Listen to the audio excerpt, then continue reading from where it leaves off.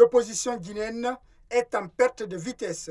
Ces propos sont de Mohamed Sitan Cissé, activiste du RPG Arc-en-Ciel.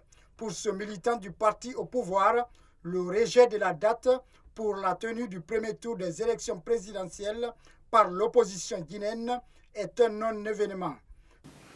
Vous savez, l'opposition guinéenne, c'est une opposition, comme l'a dit à un moment donné Jamal Dolé, que c'est l'opposition la plus bête de l'Afrique. Et moi, j'accepte ça aujourd'hui. Et elle refuse de reconnaître son échec dans la bataille, tout dernièrement pour organiser les élections législatives et le référendum. Et quelque chose qui est légitime, qui est tout à fait un droit appartenant au peuple. C'est ce droit qu'ils ont voulu confisquer.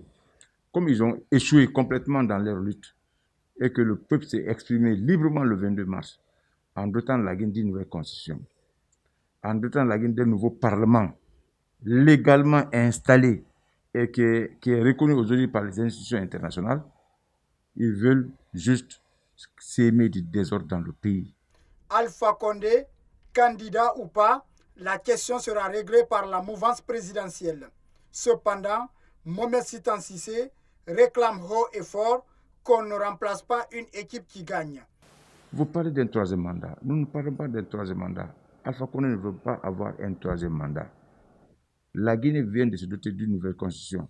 Alors nous sommes dans la 4e République. Ça veut dire quoi? Le compteur est remis à zéro.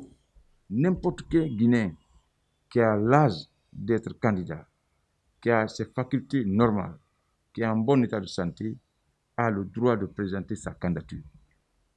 Que cela soit maintenant François Alpha Condé ou un autre candidat, ou un autre. C'est pourquoi nous, des acteurs, on s'est mis ensemble pour mettre un mouvement de soutien au RPG. Ces attaques et contre-attaques par médias interposés interviennent à quelques mois seulement de la tenue du premier tour des élections présidentielles annoncées par la Commission électorale nationale indépendante.